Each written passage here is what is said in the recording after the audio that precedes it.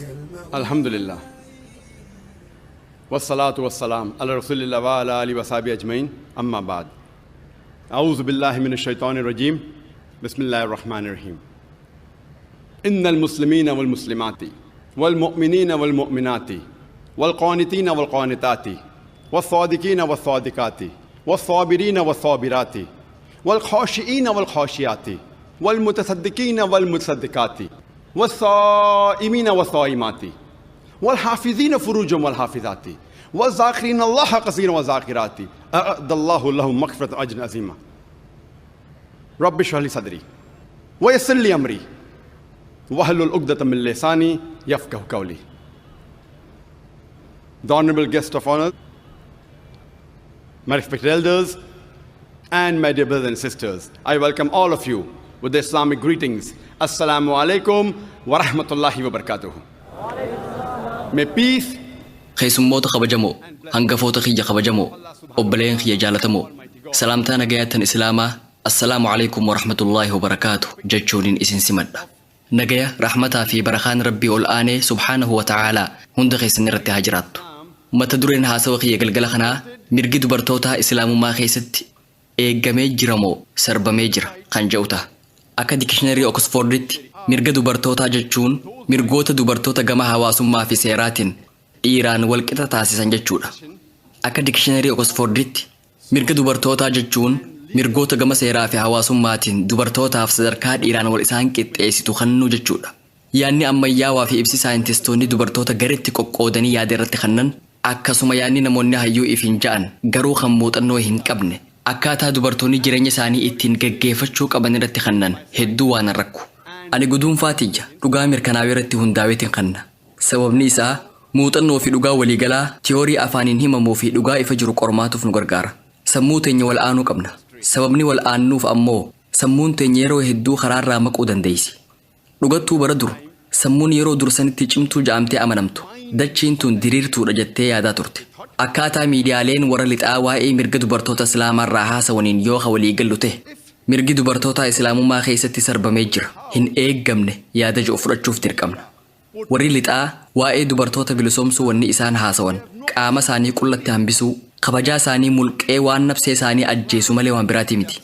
Warroonni lixaa kabaja dubartootaa ol kaafna ja'anii dubbatanis dhugaan jirtu garuu xiqqeessaa sadarkaa gad aantuu sanyoo fi meeshaa hawaasni hundi itti fayyadamutti isaan gad buusaa maqaa aartii fi aadaa ja'uun harka warra sagaggaalummaa daldaluu fi isaaniin gammaduu barbaadanitti gad isaan buusaa jiran. Islaamummaan waggaa 1400 dura dubartootaaf mirga ajaa'ibaa kennite. Bara jaahiliyyaa yeroo wallaalummaa sanitti islaamummaan dubartootaaf mirga collee kennite. Gave women the due rights.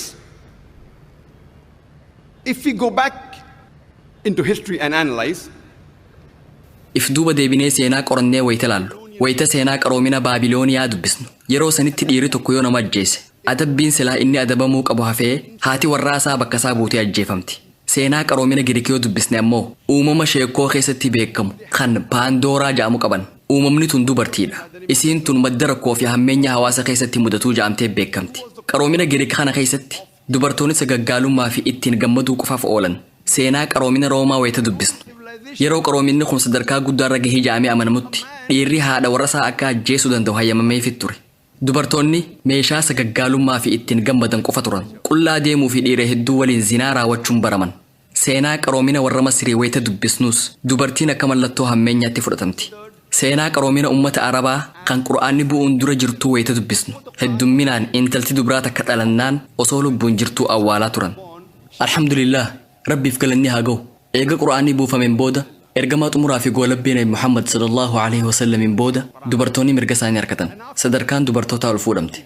Yaadame yeroo jaahiliyyaatti uummanni Arabaa uummata dachii tanarra jiru keessaa isa irra doofaa ture.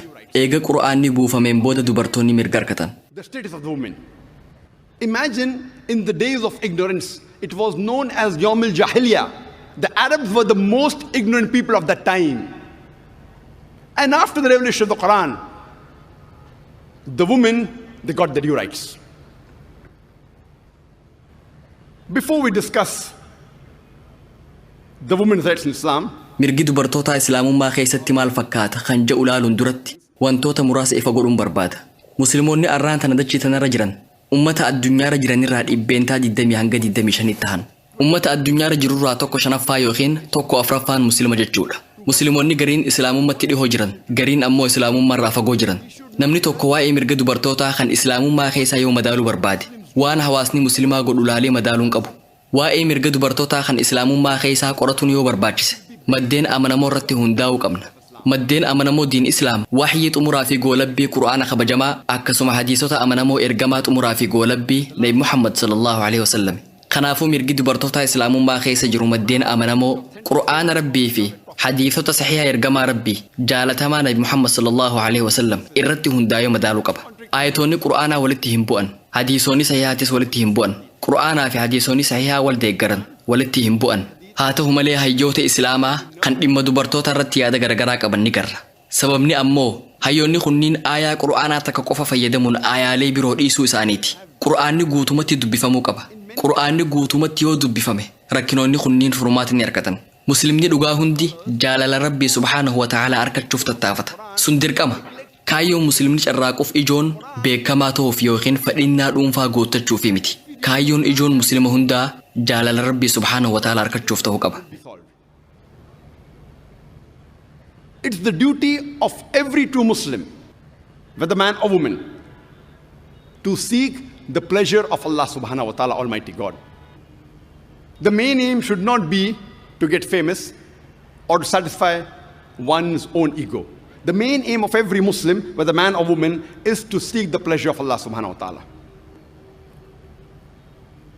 Men and women in Islam, they are equal. Islaamummaa keessatti dhiiraa fi dubartiin wal qixa. Haa ta'u malee wal qixxummaa jechuun tokko jechuu miti. Dhiiraa fi dubartiin wal qixa garuu tokko miti. Ijaarsa keessa qaama dhiiraa fi dubartii jidduu garaagarummaa guddaatu jira. Ijaarsa keessa qaamaa, gubbaa qaamaa, xiin sammuu fi uumama qaama ilma namaa irratti hundaa'ee Rabbiin ol aane subhaanahu wa ta'ala dhiiraa fi dubartiif gahee garagaraa kenne. Yeroo hedduu dhiiraa fi dubartiin tokko yookiin wal fakkaatuu danda'an. Yeroo tokko tokko ammoo keessa qaamaa, gubbaa qaamaa, xiin sammuu irratti hundaa'anii garaagarummaa qaban. Inni uumaa keenya maaltu nuuf gaarii akka ta'e isaatu beeka. Haasawa kiyya kan mirga dubartootaa islaamummaa keessatti jiru kutaalee gurguddoo jahattiin qoode. Mirga dubartootaa islaamummaa keessatti gama amantiitiin, mirga dubartootaa islaamummaa keessatti gama diinagdeetiin, mirga dubartootaa islaamummaa keessatti gama hawaasummaatiin, mirga dubartootaa islaamummaa keessatti gama barnootaatiin, mirga dubartootaa islaamummaa keessatti gama seeraatiin, akkasuma mirga dubartootaa islaamummaa keessatti gama siyaasaatiin. Haasawa kiyya kutaalee gurguddoo jahan kana jalattiin qoode.